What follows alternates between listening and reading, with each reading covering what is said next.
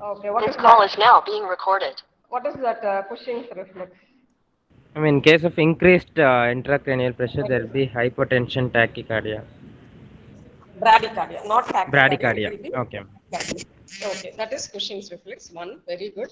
That is bedside evaluation. No, before we do some imaging or anything, clinically we can assess that patient is having this one. What do you call it? Patient is having there's an increased intracranial tension. Okay, number one. What are the other importance of pulse in CNS?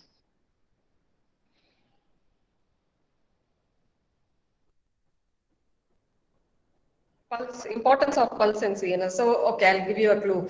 Now you are going to see whether what is the, first we'll see the rate. So if it is a bradycardia with the hypotension, you know that Cushing's reflex. So patient with the relevance to others, we get a very good clue that the patient is having increased intracranial tension. Now second is our rhythm. Based on rhythm, what is the importance of rhythm with the stroke?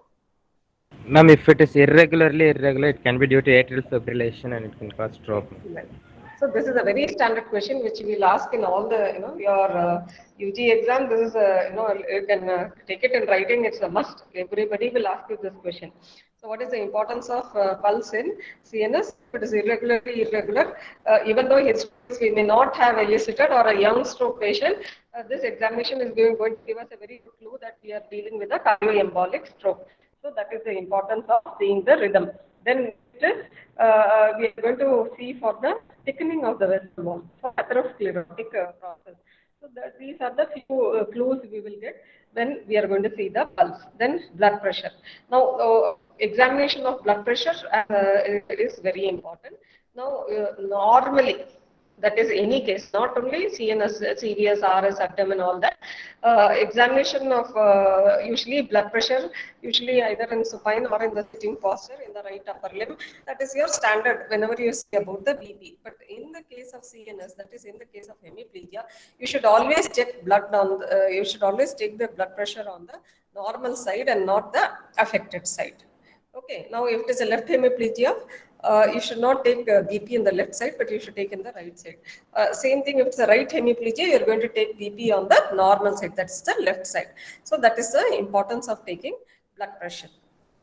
Then of course your temperature, whether the patient is having fever or not, and then we are going to go for the system examination. Now when we are going to the examination of the system, we start with higher mental functions. So what are all the questions we are going, or what are all the examination points of view for higher mental function? Speech, no? Speech. Difficulty in Yeah, speech. excellent. So first is whether the patient is conscious or altered sensorium or unconscious. So how will you assess in an unconscious patient? What is the severity? Glasgow coma scale, ma'am. Very good. Now, this Glasgow Coma Scale is very important for assessment in an unconscious or a patient with altered sensorium. So, patient can be awake, patient can be drowsy, or drowsy and responding to commands, or does not respond to command, or patient can be unconscious. Now, so this GCS score is going to give us a clue. Now, I'll give you an example. A patient comes to the emergency department with a loss of consciousness. Okay. So with the Glasgow Coma Scale, we are going to assess what is the GCS, whether it is 8 or 9 or whatever.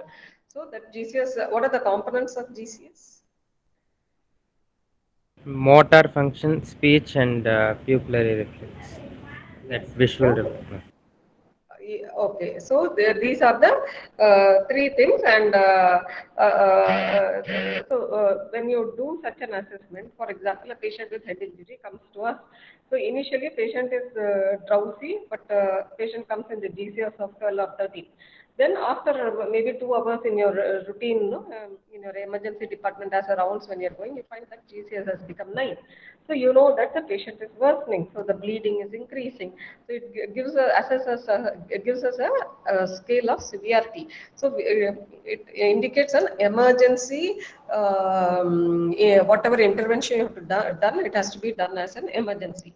Now, this is just GCS is so important because a lot of times in emergency department, it so happens that our hospital and Stanley and all these, tertiary care centers, we are always flooded with patients. So what happens is patients and most of these many patients may not have attenders who will guide you that patient is worsening or not or something.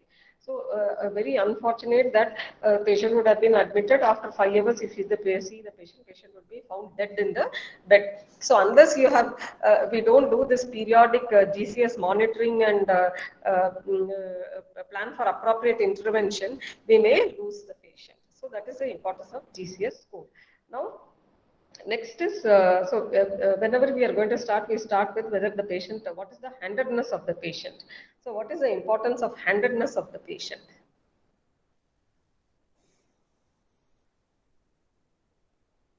So we always ask whether this patient is a right-handed individual or a left-handed individual. So if patient is a right-handed individual, which hemisphere is the dominant? Left. Left, ma'am. Yeah, so if a patient is a right-handed, patient will have left hemispherical dominance. Even in a left-handed patient, where 50% is left hemispherical dominance, the remaining will be right hemispherical dominance. Now, what is the importance of finding out this dominance? If dominant hand is affected, he'll not be able to perform normal activities Why later not? on, ma'am. See, your It one will be hand is difficult. affected, you will have to use the other hand, no?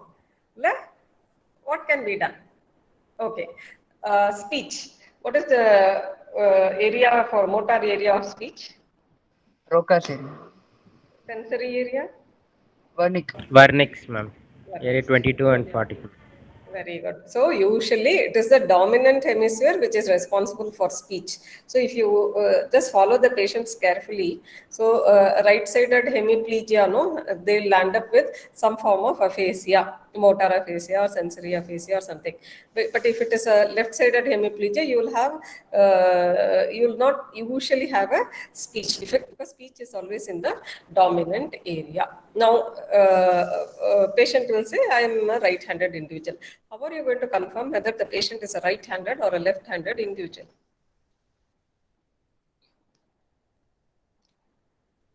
Come on, somebody should answer. How are we going to make out whether right-handed or a left-handed? We can ask him to fold his hands if Okay, dominant hand will be on the very good. Very anterior good. side, ma'am, and we can ask him to pick some object. We can ask Okay. him to see through some hole, ma'am. So Yeah. Very through good. Very good. This right side is pinhole right test. hand. Uh, Yeah, usually pinhole test is used for this myopia and all, no? But when you take a card with a pinhole and ask him to, see, usually the person will see on the dominant side. Similarly, when they ask you to fold, they'll fold, the dominant side will be in the front. But asking to pick up the object is a very subjective thing because all the children usually, in our setup, at least when they are from the birth itself, we usually tell them you should use only right hand, right hand, right hand, and a lot of people will be forced. A lot of people who are left-handed will be forced to use right hand, but still it will be they'll have a left-handed dominance. So these are few objective tests to make out whether there is handedness. So first is you have to tell about the handedness. What handed is it, a right-handed individual or a left-handed individual? Second thing is you should whether the patient is conscious oriented, if conscious and oriented. Now how do you assess the what do you call this IQ, or whether the patient is having normal IQ or reduced IQ? What is the test used for testing the IQ?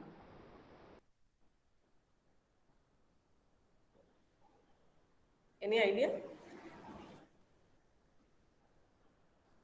Usually, there is a big test which is being done for checking the intelligent quotient. If you go to pediatrics, they'll tell you there is a Trivandrum scale and something and all. It takes 1 to 1.5 hours. Now we don't have that much time to sit and assess the mental status of that patient, because the subtle changes cannot be picked up. The patient may be apparent, patient may be talking normally to you, but still patient the attendants will tell முன்னாடி நல்லா தான் இருந்தாரு, இப்பதான் இப்படி இருக்காரு. So we have to assess what is the defect he is having. So we cannot keep on doing for hours together. We don't have that much time also, and you are also not going to have that much time, because within 1 hour you are going to ask history, examine the patient, and also write the case sheet. And I can tell you that even the writing the case sheet itself, it takes 1 hour. So we are so time constrained. So there is a scoring called mini mental scoring. Have you heard of it? Mini mental scoring. Anybody? Mini mental scoring. What is it? Anybody? So please go and read up about this mini mental scoring. Please note it down and read up. It is a very easy test actually. It is that score is out of 30, and in this mini mental scoring, it is like you are seeing for the orientation to time, place, person. Then we are going to see the calculation ability. We are going to see the memory, and we are going to see about the language. So it is that is the score is out of 30. Now this orientation, how you can ask is now which ward you are. This ward is from which hospital. Now I am in this ward, male ward, in the Tower 1 block, which is a Rajiv Gandhi Hospital, which is situated in Chennai. And so Chennai is in Tamil Nadu, and Tamil Nadu is in India. Now this we are going to ask as question, which ward? Number one, if they answer correctly, you'll get 1 mark. Which hospital, then which city, then which state, and which country. So now 5 points for this. Similarly, orientation time, what is the time now? So what was yesterday? So like that you have some points. Then you show an object and ask him to tell whether you show a pen and the patient will say it is a pen. Then you show a pencil, means it should be an object with the patient should be aware. According to his literacy status, we are going to show. Then you are going to, that commonly used objects. Then after showing, you are going to ask him to tell the calculation, like 100. You have to calculate 100 minus 7 minus 7 minus 7. So they have to do 5 times, and you give 5 points for that. Then once you finish this, you are going to ask again. I showed you 3 objects. What are the 3 objects? If they say correctly pen, pencil, and maybe some bottle, that means his recent immediate memory is intact. We are going to assess. Then we are going to assess his language. Language comprises of hearing, assessing, then reading, writing. All that forms a component of language. So you ask the patient. One you can ask you 3-step command, that is pick up a paper, fold it, and keep it on the table. Now it is a 3-step command. For you and me, it sounds so simple, but a patient who is having a cortical involvement, it may be very difficult or impossible to do. So that one question will be there. Then you ask them to frame a sentence with no ifs and buts. That is, he should be grammatically correct. So that is one question. Then ask him to write. So all this takes the scoring. So it is out of 30. So in a usually literate patient who is gone to school or some sort of education, around normally up to 26. But suppose if they are illiterate, that is they are not gone to school, up to 22, like coming from village and all. So below that, you know that the patient has some all this affection. So it's very easy scoring to do. Bedside, that is one thing. So that is about assessing his mental status. So then one consciousness, then assessing the mental status, and then the speech. Now, what is dysarthria? Slurred or strangulated speech due to articulation problems. Yeah, so it is a peripheral muscular issues. So they have a slurred speech. So examples, can you tell 1 or 2 examples of dysarthria? Labial dysarthria, lingual dysarthria, labial dysarthria, lingual dysarthria. Yeah. So how do you check that? Palatal, labial, how do you check for that? Labial, we can use like saying L, M, and For palatal, we can check for Papa, Baba, that is your lips. So, okay, that is one sort. Then, what are the causes? Dysarthria. Condition and Myasthenia gravis, Parkinson, lower motor neurons. okay. Cerebellar, what will you get? What type of dysarthria? Scanned Cerebellar. speech, ma'am. Scanned Staccato speech, ma'am. speech. Staccato, scanning, because basically cerebellar function is coordination. So even in speech, the coordination is gone. So how will you come? How do you test for that? So you ask the patient to, you give him a long name and ask him to say, or ask him to tell his name itself. But how do you say? You ask him to say Raja Gopala Chari. Now that is, we tell it as in a stretch. But these people, they'll break. Then they'll again tell. Then they'll give importance to some syllables. They'll not give importance to some syllables. So by that staccato speech you can make out. Okay. So like that, that is dysarthria. Then what is aphasia?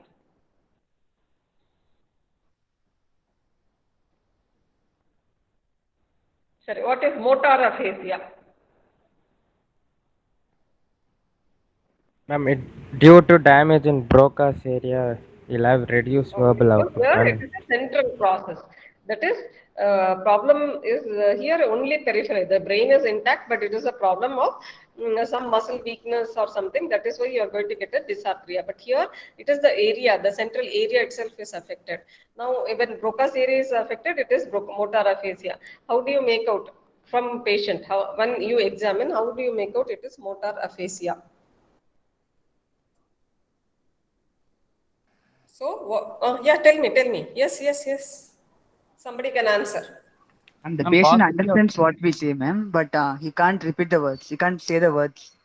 Very good. So, the patient will when we talk to them, they'll be able to understand in the sense that you ask them, go, please pick up the object in the normal side, they'll be able to do. So, that they'll be doing. Suppose we ask, what is your name? So they'll have paucity of speech in the sense that the patient will think for a long time. They may articulate. It can be either a total aphasia or dysphasia, some amount, but it will take a long time. To tell that itself will take, but he'll understand everything what you say. That is motor aphasia. Now, what is sensory aphasia? He'll not understand, ma'am, but his speech will be fluent, but whatever he says will be meaningless, ma'am. Yes. So this is, on and off we have seen cases who come only with pure sensory aphasia, when only the Wernicke's area is affected. As I told you, last class, how do you localize this, whether it's a cortical or subcortical or internal capsule, or whether it is in the brainstem or below, no? So like that, no, when in the cortical area, there will only be some part which may be affected. So suppose if it is in the Wernicke's area, no, the patient will be sitting and talking. Now the problem initially, when you're doing a fast round, you think he may be normal. But when you go close and see, it will be an irrelevant speech. You'll ask him something, the patient will reply something. So it is a neologisms, and there will be neologisms and all that. Means paraphrasing, like that. Means it will be very irrelevant. But they'll have increased word output like that. No, they'll be talking. So that is about the sensory aphasia. Then what is that? When arcuate fibers get affected, what do you call that? What aphasia?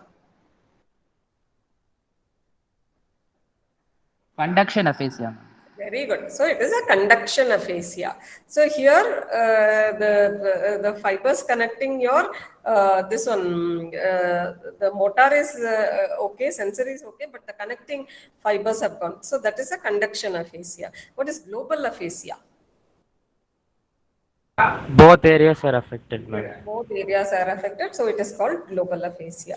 So these are the few things you should know, whether you should be able to differentiate whether it's a dysarthria or an aphasia. If it is an aphasia, what is the type of aphasia? Now you should know at least this minimal motor aphasia, sensory, conduction, and this global aphasia, all these concepts you should be clear. Usually in the the right hemiplegia patient in a right-handed individual.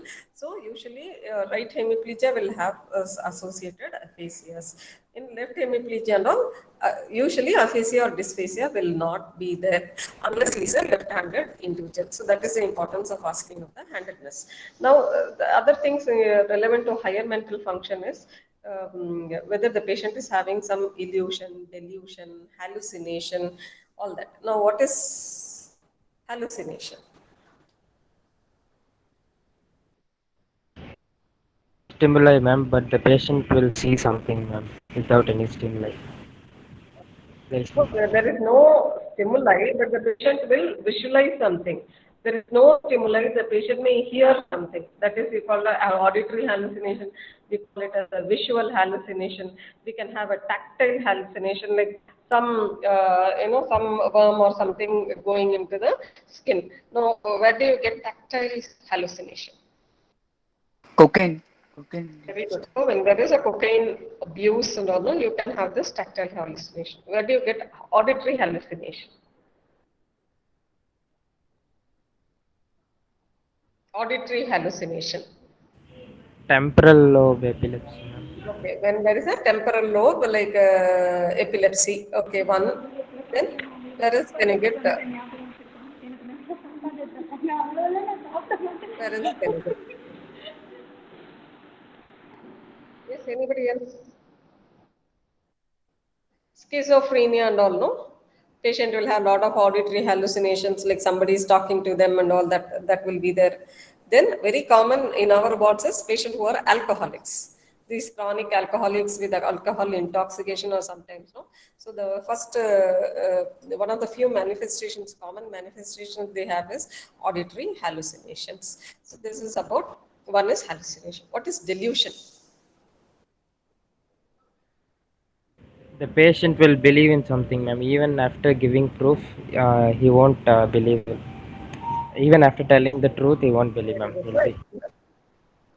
Yeah, so one is this hallucination is false perception.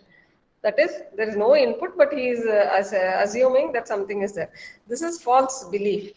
Now, this false belief means he'll think somebody is trying to kill him, though you give a proof, it is not so.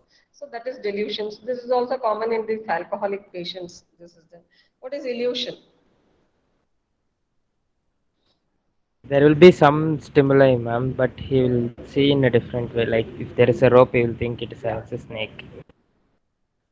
Yes, very good. So there's a rope and he'll think as a snake, illusion.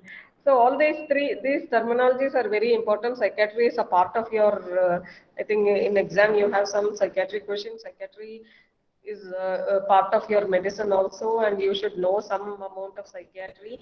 So these concepts, see, it can be the causes of this is illusion, delusion, hallucination. One, it can be a purely psychiatric problem, or it can be an organic problem which is presenting as a psychiatric patient. Now, when you see a patient who is having Wernicke's aphasia, the first thing you'll think is he's a psychiatric patient. But no, this patient is having an organic problem which is maybe can be treatable, and you can save him before labeling him. So once you label a patient as something, no, then you never think beyond that. So that is the problem. So whenever a patient comes with some complication, means comes in, நல்லா தான் இருந்தாரு, ஒரு 2 நாளா தான் இந்த மாதிரி பண்ணிட்டு இருக்காரு, ஏதோ irrelevant பண்றாரு, அந்த மாதிரி they'll tell us. Now suppose they go to a local general practitioner, he says he's அவன் பைத்தியம்னு சொல்லிட்டாங்கன்னா, what they'll start doing, all these people in the villages and all, no, they'll do all nonsense, no, they'll take him to some temples and all that, and finally when they're brought, actually it will be an organic issue, but finally when they land up to our hospital, they'll be in such a bad shape, which could have been a very curable condition. They would have tortured the person and all that, no. So we should always have an open mind. Any complaint they come, first we have to always try to rule out, is it an organic lesion, is it a treatable cause? If it is a treatable cause, we can treat and save the patient. So that should be our concept whenever we see any patient. So now in the higher mental function, you're going to see for the consciousness, you're going to see the mini mental scoring, to assess his whatever his intelligence. To some extent the scoring helps us. Then you are going to assess the speech and the next I told, no, is he having any illusion, delusion, hallucination, all that we are going to assess. Then after that we are going to go to, after higher mental function we'll go to the cranial nerves. Now cranial nerve examination. So each cranial nerve will start. Now the first cranial nerve, that is you are going to see for the smell. So what will you use? Or rather what you should not use?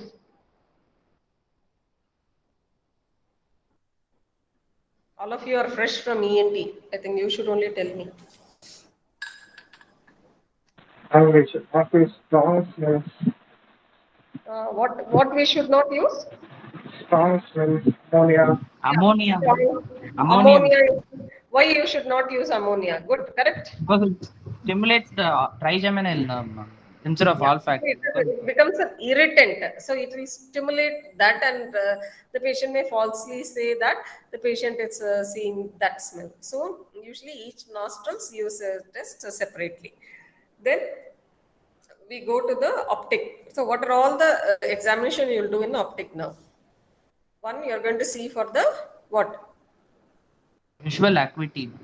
One will see the visual acuity. So you Color use a Snellen's chart. Okay, then you see the color vision. So all of you, when you come for exam, you should have the kit, the kit for neurological examination, which includes your Snellen's chart and the color vision under that Ishihara chart. You should all have with you.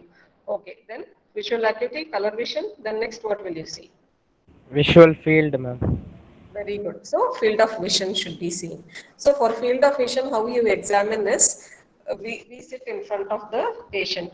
That is in the same level. Patient will be sitting opposite to us.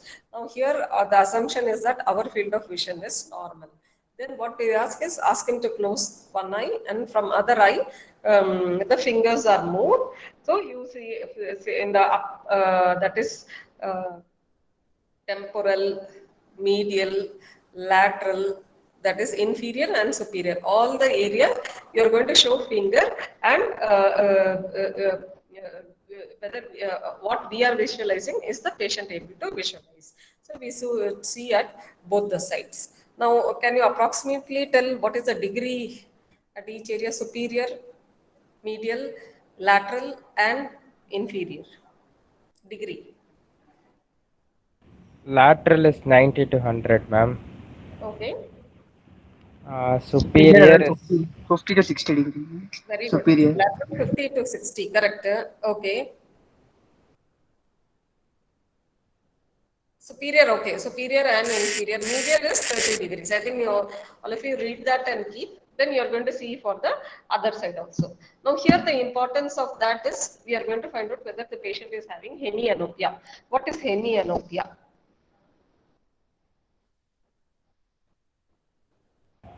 half of the field will not be visual, ma'am. So what Half condition, field. what is that hemianopias? What are the types? Homonymous and heteronymous. Very good. Okay, homonymous and heteronymous hemianopia. Then, so suppose if it is binasal hemianopia, bitemporal hemianopia, where is the lesion? Optic chiasma. Very good. So optic chiasma. What condition will cause? What disease is going to cause that compression of optic chiasma? Pituitary adenoma. Yeah, pituitary adenoma, pituitary tumors, and all that. That is at the level. So I'm not. Suppose I'm just going to not going to in depth of optic now, because that will take 1 hour if I start doing. But I'll just tell overall what is important. But all of you should read Hutchinson CNS. Means there is no excuse for that. You should, because the cranial nerves, I think, is being described absolutely very good, and a really excellent thing in Hutchinson or Alagappan also. You should, there is no excuse for that. You should sit and read 2 to 3 days. You have to sit and read everything about the cranial nerves and everything relevant to CNS, because this is going to help you lifelong. Lifelong, you have to know everything about this examination, whatever you are learning in your final year, be it medicine, surgery, OG, or whatever it is, this is the base. Beyond that only you are going to develop your further whatever specialty or whatever interest you are going to have. But this base you cannot afford to forget or miss. So you have to do some extra amount of reading as far as medicine. I mean, whatever subject you are going to do in final year, no, this is going to be a base for you. So, as I say, in final year, no, you have to study, study, study, and be with the patient. Either you should be with the patient or you are going to study. So that is the only way you can form a very strong base beyond which you go for your specialties. Okay, coming back to your. Now, hemianopia one at the level of this bitemporal at the level of your optic chiasma. Now, what is that quadrantanopia? I mean, lesions of temporal lobe or parietal lobe only. A quadrant will not be. Optic The radiation. lobe, the radiations, not the lobe. Means, as he says, whenever that when there is a cortical involvement where that radiation is affected, you can have quadrantanopia. Now, if you are a very good physician or a clinician, you should be able to pick up these hemianopias and quadrantanopias. So that is about field of vision. Next, what will you see in optic now? Examination. Acuity, color Pupillary vision. reflex. Very good. So pupillary reflex. So you see for the direct and indirect pupillary reflex, all of you should know the pathways. Then accommodation reflex. Then last is you are going to see for the fundus. Okay, all of you have finished ophthalmology and come. So you should know some few things. What are the diabetic retinopathy? That is, then what is if papilledema is there? What does it indicate? Increased intracranial tension. Increase intracranial tension. So you should be able to describe the papilledema. You should be able to describe basics about this fundus examination and hypertensive retinopathy. What is the classification of the hypertensive retinopathy? Keith Keith Wagner. Wagner. Again, so that classification you should be thorough. Definitely, these are few questions we will be asking you in your clinics also. Okay, so that is about your fundus examination. Then we'll go for the third, fourth, and sixth now. In third, fourth, and sixth now, it is fully related to movements, and you should know which now, no, SO4, LR6, remaining all the other thing. So so you're going to see for the lateral, the medial, the up and down, you're going to see. So my one question is, in complete third nerve palsy, what will be the position of the eye and how will the eye be? Downwards and outwards. Downwards Down and and outwards. out. Then what happens to the eyelids? Ptosis will be there or not? Yes, ma'am. Yes. Ptosis will be. Ptosis will be there. How will be the pupils in complete third nerve palsy? It will be dilated. Okay. That is about third nerve palsy. Now, what is the peculiarity of this sixth cranial nerve? Sixth cranial nerve supplies the lateral rectus. Now, that sixth cranial nerve, we have a lot of medicine people. Of course, all nerves are important, but the sixth cranial nerve, we have a lot of fascination. Wait, what is that false localizing sign?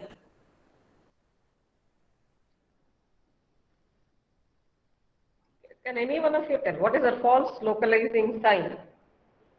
When there is involvement, ma'am. In increased ICT, abduction nerve involvement. very good. So it is in increased ICT. What happens is, why it is so? Why does abducen nerve get involved? Longest intracranial course, ma'am. Very good. It has a longest intracranial cord. So when there is increased ICT, it gets stretched and you get a lateral rectus palsy. So a head injury patient, and you have this eye features of ICT like bradycardia with your raised PP, and you have this false localizing sign. So it is an absolute emergency where you should intervene immediately or we may lose the patient. So these are the few clues you can get. So that is about the sixth cranial nerve. Now we'll go to the fifth cranial nerve. So what are the examinations you are going to do? So you are going to see for the, you ask them to clench the teeth to see for the masseter, and then what else will you see in the fifth cranial nerve? examination wise? Your Facial jaw jerk comes sensation, here, right? corneal reflex, jaw jerk. Cranial reflex, jaw jerk, all that will come here. Then we'll go to the third, fourth, sixth. We have finished the fifth and the seventh cranial nerve. Seventh cranial nerve already we discussed in your history taking. Same here. So you're going to find out whether the upper part is affected or not. Then you'll see for the whether the patient is able to wrinkle the forehead, whether the patient is there a Bell's phenomenon. Then now see the Bell's palsy is going to be a spotter for you. So you should know everything about facial nerve, the cores, what are the nerve, the branches, and some basics of all that you should know because Bell's palsy is a sure spotter for you. Then you are going to ask them to blow the cheeks, then dribbling of saliva, deviation of angle of mouth, all that you are going to, and that nasolabial, what do you call this, fold, whether it is obliterated or not, all this you are going to see. Then we usually ask you the facial nerve. No, we'll ask if there's a bilateral facial nerve involvement. What is the what are the causes? Can you tell one cause? Both LMN facial nerve palsy, bilateral LMN facial nerve palsy. Okay, so it's going to be a homework for you. I know it's, I mean, I feel very, guilty that I'm giving you homework on a Sunday. All of you should be at least relaxing on this day. But anyway, please go and Ma'am, take it off. Tell. bilateral element facial in Lyme's disease. Lyme's disease. That's what you told, is it? Yes, ma'am. Okay. Anything else? More common? And sarcoidosis. Sarcoidosis. Okay. Have you heard of GBS? Yes. Yes, ma'am. Guillain-Barré syndrome, no? I mean, so that may present as bilateral. So there are a lot of causes. So what I'm trying to tell is seventh nerve palsy. You should read up everything about it. Now we'll go to the eighth. Eighth, of course, that's a vestibular and a cochlear part. You're going to do the Rennie's test, Weber's test. You should have the tuning fork with you. No, that part I'm just skimming through. Then you're going to see whether there is a nystagmus that you're going to see. Then ninth and 10th. How do you test for the ninth and 10th now? You should do what? Palatal reflex and gag reflex. Yeah, so gag reflex and palatal reflex. You should have that this cotton bud, no, the stick, and you will have to test for that. So you see if on the either side. Then 11th cranial nerve, the shrugging of shoulder and this sternocleidomastoid you're going to see turning to one side. Then 12th cranial nerve, how are you going to see? Tongue deviation or any fasciculation. Fasciculation, deviation, no. Here the main thing is you should not ask the patient to protrude the tongue. Only when the tongue inside the mouth, you're going to see for these tests. So this covers your cranial nerves. So in detail and all, you'll take a separate class. I cannot go. I mean, I think that and all you should do it in the wards or that unit you will have to continue. So we'll go to the motor system. Now that is very important thing. That is why I rushed through this cranial nerves. Now coming to the motor system. So you can have this in the long case. Of course, you are going to do everything. That is, we are going to see for the general examination, then the vitals, then your higher mental function, then the cranial nerves, then your motor, then your sensory, cerebellar, and the spine and cranium, and of course then your other system diagnosis. But sometimes you can have spinomotor system as your short case. That is, you only examine the motor system. So this CNS can be 99% is going to be a long case, but even as a short case, we can get spinomotor system. So in that motor system examination will the main component. Now coming to the motor system. Now, as till you finish your general examination, you can write as you can keep on writing. But once cranial nerves, you start writing right and left, make a tabular column and start writing like that. Now it is as a in a presentation also it looks impressive, and for you also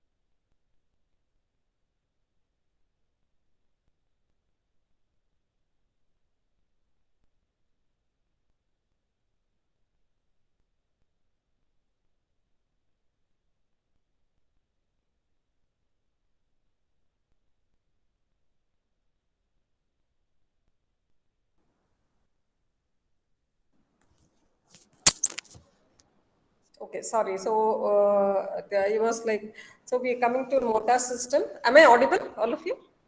Am I audible? Yes, ma'am. Yeah, yeah. Okay, so coming to the motor system, we are going to see for the first is we are going to see for the bulk. So when we are seeing the bulk, we are going to measure both the upper arm. Then we are going to see for the that is then in the that is forearm. Then your thighs and the knee. You should know the correct, 10 centimeters above, below, the 6 centimeters. All that you are going to see. Now, what is the importance of measurement of bulk? Where, in which condition you are going to get wasting? Element lesion, element type of lesion. Element type of lesion you are going to get wasting. So normally, will it be exactly equal, or do we give some differences allowed?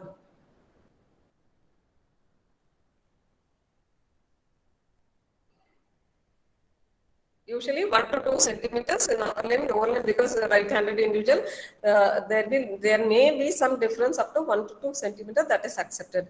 Beyond that, we have to see. So when there is a wasting, so one patient can have generalized wasting.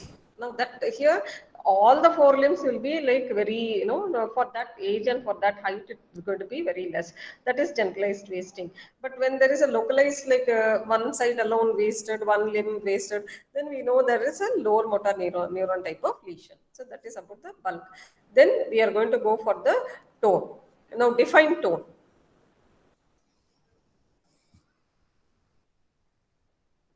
State of muscle contraction at rest. Yeah, the state of muscle contraction at rest. So that is the about the tone. Now, what are the types of tone? Hypot. So it can be a hypotonia or a hypertonia. So now we'll talk about hypotonia. What are the conditions where you are going to get hypotonia? In element lesions, ma'am. Okay, one element lesion. Then In cerebellar Hypotonia. disease. very good. Two, in cerebellar disease. Then can you get hypotonia in stroke? Yes, ma'am, in the spinal shock phase. Yes. So when the patient is in spinal shock, then when the patient having chorea, okay, you can get hypotonia. Apart from 11, these are the conditions where you get hypotonia. Hypertonia, what are the types of hypertonia? Clonus, ma'am. Tonus, okay, that is there. But types of hypertonia. Stroke, Spastic and rigid. yes. So it can be spasticity or rigidity. So where do you get spasticity? In UMN, man. Upper motor neuron. Upper motor neuron. So now what I am telling is cerebellum is upper motor neuron, pyramidal is upper motor neuron, extrapyramidal also is upper motor neuron. So spasticity you get when there is a pyramidal tract involvement. Okay. Why is it so?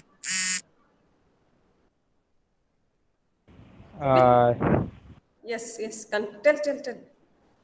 That there is no inhibition from the central nervous system, ma'am. Yes. So there will be firing in lower motor neuron without any inhibition, ma'am. So there will be spasticity, ma'am. Now that is a basic concept, but so which group of muscles? Now a stroke patient, no, we ask you to examine a specific group of muscles. Usually the anti-gravity muscles. So you test in the biceps, that is in the upper limb, and you are going to do for the what in lower limb. What will you see? Anti-gravity muscle, flexors of the upper limb and the extensors of the lower limb. Okay. Then how will you examine when you are going to see for the tone? So what you do is you have to keep one hand above the or on the biceps. You have to feel for the tone, and then you do a flexion and the extension movement at the level of elbow. So usually there will be resistance and sudden giving way. That is the clasp knife rigidity.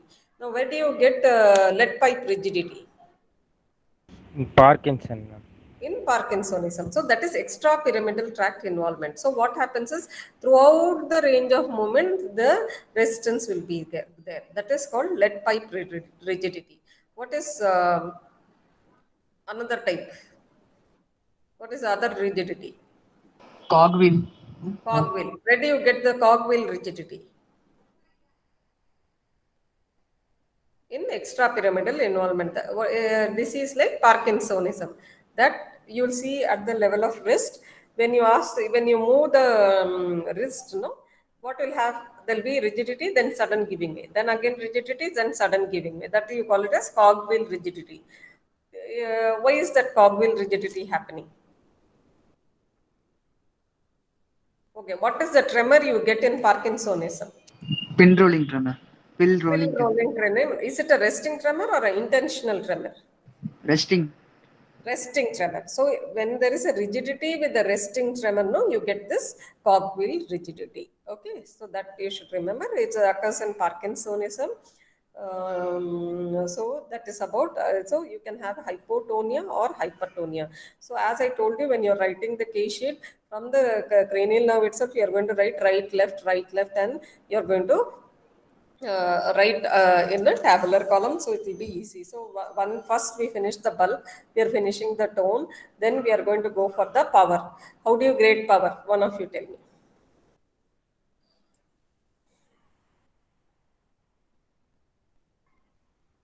What are the 5 grades of the power?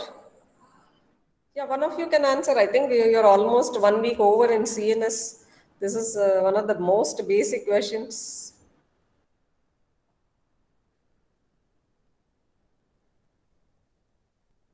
So power 0, there will be no movement.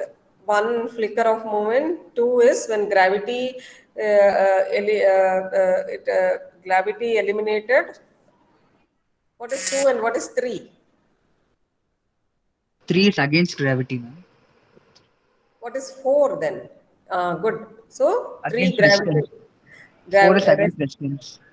Yeah, 4 is against resistance, 3 is against gravity, 2 is when gravity eliminated, and what 1 is flicker of movement, 0 is 5 is normal, 4 can be plus or minus, depending on the degree. So whenever you are going to talk of power, you are going to talk about all the you cannot tell 4 plus 4 in the upper limb and 5 in the lower limb. That should not be. At the level of shoulder, what is the power? Then at the level of elbow, at the level of wrist, then what is the hand grip? When you're going to talk about the hand grip, you're going to tell in terms of percentage. Lower limb, at the level of hip, at the level of knee, and at the level of ankle. So that is how you're going to talk about the power. So in stroke, that is when there is a pyramidal tract involvement, usually the distal is more involved. So the finger, though the patient will have 4 power, the finger grip may be weak. So that is the importance so that's why we have to talk in terms of each joint we are going to tell. Okay, then so bulk, tone, power, then we are going to go for reflexes. In reflexes, we are going to first talk about the superficial reflex and then go for the deep tendon reflex. About superficial reflexes, what are the superficial reflexes?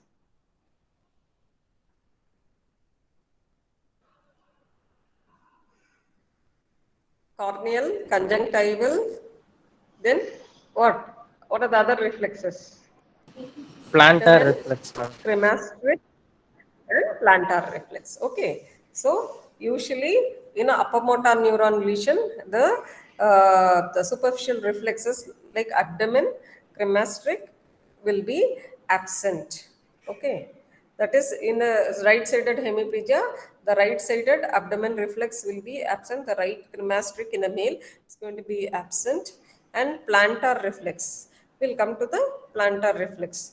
So before that, about abdomen reflex, how do you elicit abdomen reflex? So what you do, you expose the abdomen adequately, and you are going to stroke from lateral to medial side, that is in the upper quadrant, at the umbilicus, and towards the iliac fossa. So at the 3 junction, you are going to see for the contraction. Usually in the stroke patient, it will be absent. I think all of you, when you come to the wards, or we can demonstrate to you how it is done. You cannot just tell it. We have to demonstrate and only tell. Cremasteric, then plantar. Okay. Describe Babinski reflex. One of you can tell.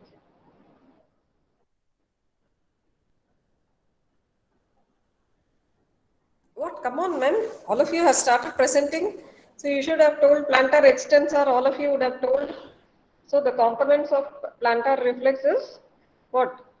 What will happen to the great toe? Flexion, dorsiflexion of the great toe.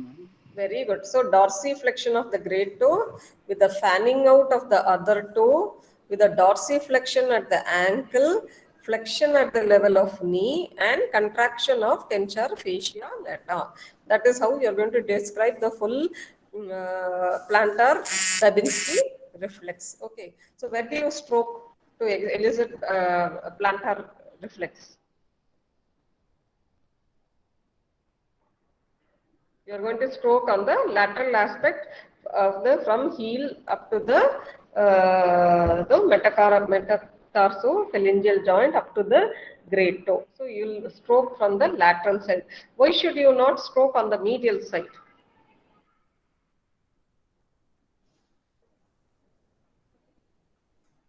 Okay, I think that will be a homework for you. So why we should stroke on the lateral side and why you should not stroke on the medial side. So after seeing the superficial reflex, we are going to go for the deep tendon reflexes. Now deep tendon reflexes, so you are going to see at the level of biceps, then triceps, then supinator, then knee jerk and ankle jerk. So, so how do you do biceps jerk?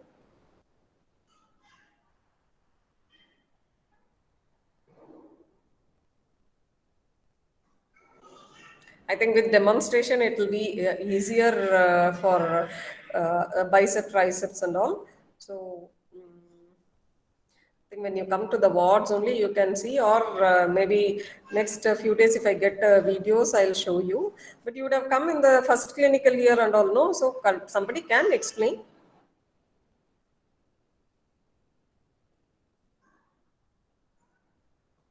Okay, what is the root value of biceps? Biceps jerk.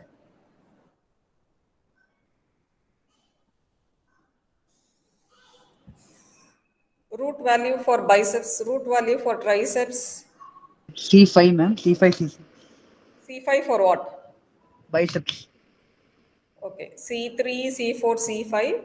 For triceps, it is C5, C6. Again, for here, it is C3, C4. So, main is C4 and C5 for the supinator also. For knee jerk, what is the root value? L2, L3, L4. L2, L3, L4. And for the ankle jerk, it is L5, S1. So, okay, so these are the basics. How to examine, I think it has to be demonstrated and you all should do to be thorough with it. So then after, so reflexes, superficial reflex, deep tendon reflex. After reflexes, we go for the gait. So what are the types of gait you know of?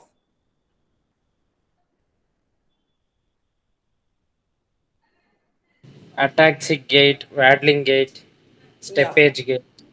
Okay, so all this in stroke, what is the type of gait you are going to get? In a patient with hemiparesis, you can get a circumduction gait. Very good. So you can get a circumduction gait. So this will complete all your motor system. Then you go for the sensory. In sensory, you are going to test for the primary sensation and then you are going to go for the cortical sensation. Primary sensation, pain, touch and temperature. For touch, you are going to use the cotton wisp and you are going to see on the either side, first right side, then left side, like that you are going to do for the whole body. Then pain you are going to see, and then temperature, you can use the mild whatever for the hot and cold. If the primary sensations are intact, you are going to go for the cortical sensation. What are the cortical sensations? 2-point discrimination. Yeah. So, Diagnosis. diagnosis, 2-point discrimination. Then graphesthesia. Then what else? Cortical sensations. So when will it be affected? Cortical sensation. When the sensory area, that is your parietal and all that area, no, if there is a cortical infarct which is involving those regions, you can have a loss of cortical sensations. But for that, primary sensation should be intact to go for this cortical sensations. Okay, then after sensory, you're going to go for cerebellar. So cerebellum, what are all the points you're going to look for? So you do what? Finger nose test, finger nose test. Then what? Rebound. Histidiokinesia. Histidiokinesia. Then what else? Lower Gait. limb heel knee test. Then for intention tremor, ask the patient to reach for the object to look for the intention tremor. Okay, these are all the basic tests for the cerebellum. Okay, so now so far what we have finished, general examination, your vitals, then we have come to the higher mental function, then we finished the cranial nerves, and then the motor system, then we saw the sensory, then at last we finished your cerebellum. Then last is your spine and cranium. Spine and cranium, main thing you're going to look for the neck stiffness. Okay, so there are two signs in this neck stiffness. What are the signs? Kernig's and Brudzinski's. Yeah, Kernig's and Brudzinski's sign. Okay, so just read up about it. Then the next is spine. What you're going to see is there any gibbous? What is gibbous?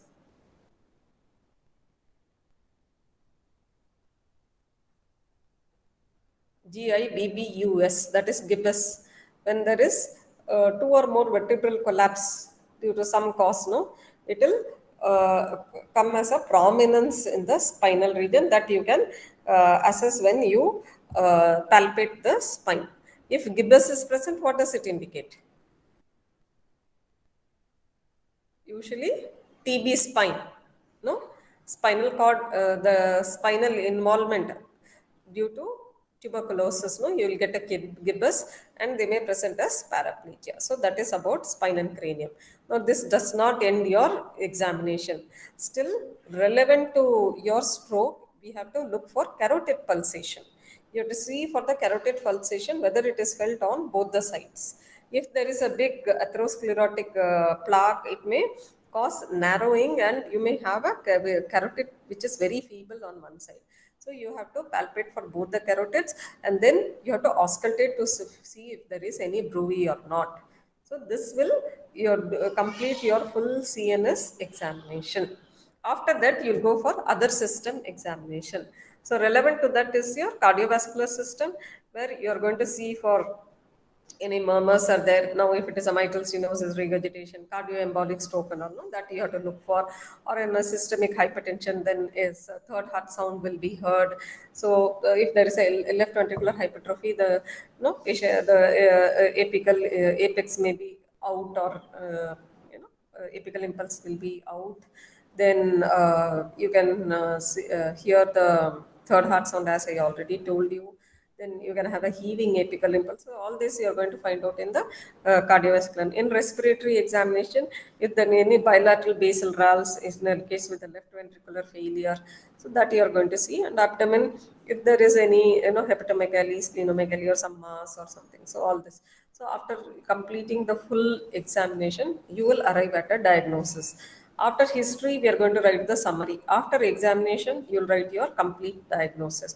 Here, there is no more summary. You have finished the summary, you have examined. Now you have arrived at a diagnosis. Now, as I say, for all the system, so when you arrived at the diagnosis, you can say. But suppose you are not able to tell the diagnosis, you can offer a differential diagnosis. For stroke, it is going to be a straightforward diagnosis. So when you are telling your complete diagnosis, you will say this is a case of right-sided hemiplegia with right-sided UMN facial palsy involving left internal capsule of left middle cerebral arterial territory, etiology being diabetes and hypertension, and the pathology being thrombotic or thromboembolic in origin. So that will be your complete diagnosis. So this will be the complete. So whenever you are taking a case sheet, so it starts with your name, age, sex, and what is the place they come from, then your chief complaints, then history of presenting complaints. As I told you, in the history of presenting complaints, first it should go as a story. What happened next, and what happened next. No, it should go as a flow. Then the motor history relevant to the motor, then cranial nerve history, then history relevant to the sensory, then posterior column history, then your cerebellar history, then higher mental function history, then history relevant to the etiology. Like suppose it's a young stroke, cardiac will be more important. Then history of dog bite, history of vaccination, all that will complete your history, the history of presenting illness. Then in the past history, you're going to tell about the TIA, RIND, history of similar episodes, then diabetes, hypertension, all the risk factors you're going to tell.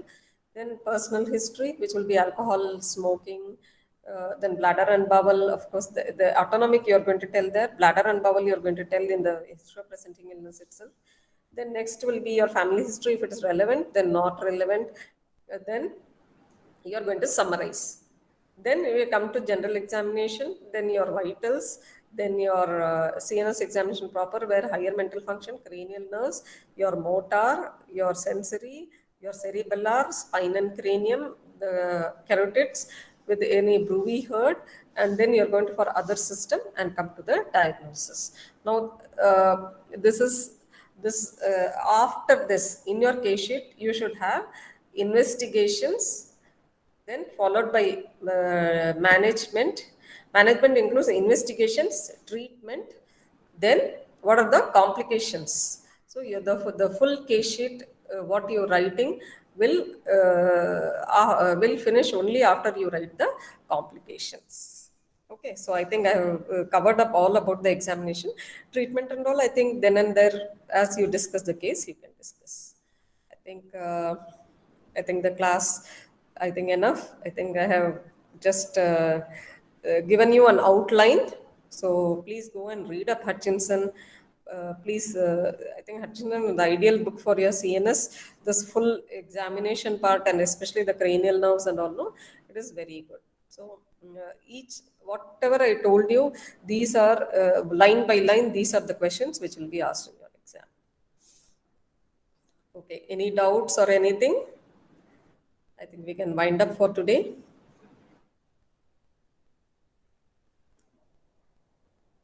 Why we should not measure BP in that hemiplegic limb or paralyzed limb? Is Shall there we any keep it as reason? a homework?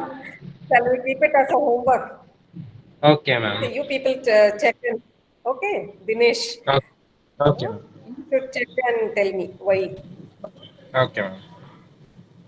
Okay. Okay, ma'am. Then Thank you. what else? Anything else? Anything else? Okay. Thank you all. Ma'am, Thank you. Tell me. ma'am, Dinesh, tell me. in case of stroke, when presenting, they might have aphasia. Will it get better or will it stay the same, ma'am? Like, Definitely, improvement is there. Improvement will be there. Usually, no, we do thrombolysis. I told you, no, the golden hour and all. That is usually the latest. What is the golden hour now? 4.5 years. Yes, 4.5 hours. So we do a thrombolysis. So once you do thrombolysis, the reperfusion occurs. Now, whenever when you see an infarct, no, there is a area where it will be dead, it will be totally infarcted, but surrounding regions maybe, it's only ischemia, the infarct has not yet occurred. So what we are doing is, when we are thrombolizing, we are going to save that part of the area. So usually now we do thrombolysis now, but up to 3 months we wait for the improvement. Slowly the patient will improve. So most of the times, no, the motor will improve dramatically. Speech also improves. Actually, maybe almost unless maybe they come very late or the damage is very great. No, usually the improvement is there. okay, ma'am. Thank you. Okay, Dinesh. Okay, doctors. Thank you. I think good that even on a Sunday, so many people attended. Okay. Okay. Thank you all. Thank you, ma'am. Thank you.